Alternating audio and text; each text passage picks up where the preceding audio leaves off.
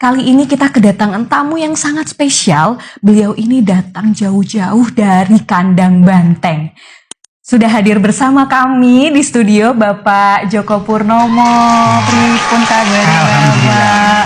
Pokoknya sehat selalu. Sehat selalu dan tetap semangat ya semangat, Bapak. Jawa Tengah tetap damai. Tetap damai. Jadi Sentrian, Pak Djoko Purnomo ini adalah mantan Ketua KPU Jawa Tengah periode 2013 sampai 2018 ya Pak. Terus Pak, apa Pak yang membuat Bapak ini sekarang malah bergabung menjadi relawan Anies Pak? Ya, ceritanya agak panjang. Oke, nggak apa-apa Pak, kita dengarkan. Akhir 2021, tanggal 34 kalau tidak salah, saya kebetulan ketemu dengan teman-teman mencoba diskusi. Diskusi ke depan harus bagaimana. Karena bagaimanapun juga ini periode kedua Pak Jokowi.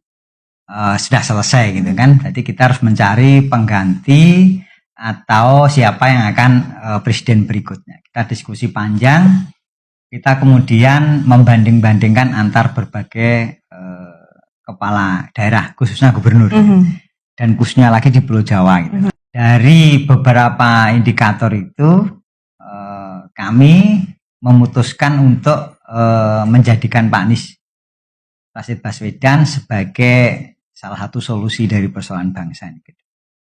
Nah, kenapa pilih itu ya? Karena tadi beberapa indikator itu.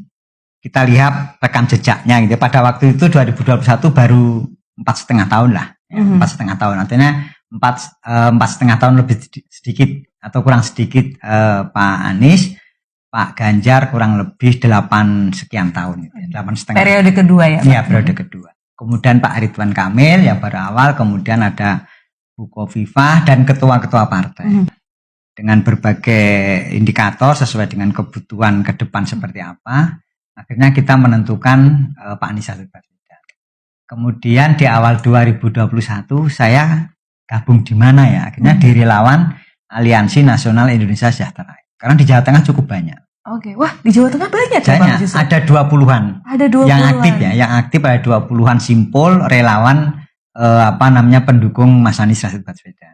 Itu ada 20. Dan itu dibayar nggak Pak sama Bapak? Saya sampai sekarang belum pernah nanda tangani slip sekalipun. Jadi tidak dibayar. Kami itu jujur aja, tadi saya cerita di luar itu kan dengan teman-teman itu. Saya itu termasuk salah satu koordinator relawan yang mungkin tidak selihai yang lain. Karena ini pengalaman pertama saya gitu ya. Bagaimana jatuh bangun teman-teman di lapangan, ya hampir 100% murni mereka iuran sendiri. Jadi mulai ketika saya mau melantik kabupaten kota, melantik pengurus kecamatan sampai tingkat desa, seragam itu mereka adakan sendiri. Makanya di beberapa waktu lalu saya sering katakan sesuai dengan selera masing-masing.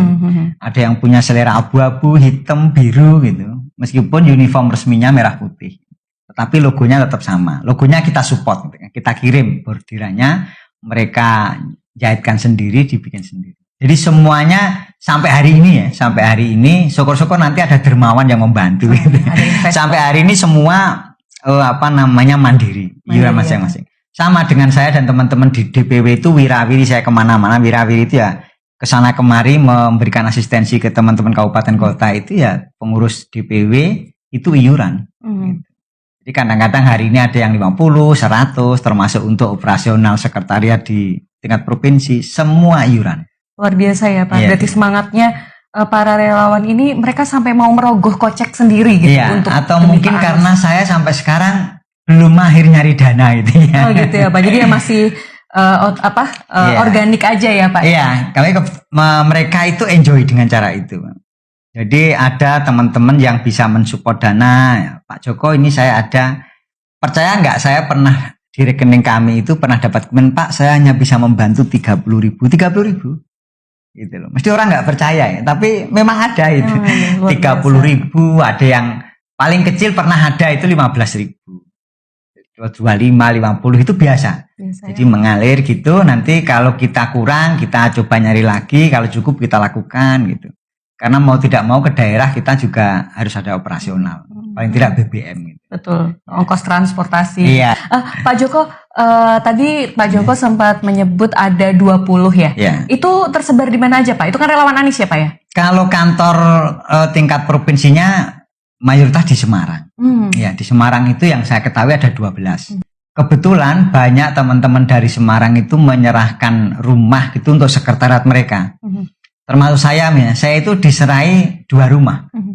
Besar-besar itu untuk sekretariat juga. Ya udah kita pakai semuanya, kita kelola untuk ya paling tidak base camp teman-teman lah. Jadi kalau dari daerah capek, tidak perlu cari penginapan, di situ Bisa juga cukup nyaman itu. Cukup nyaman.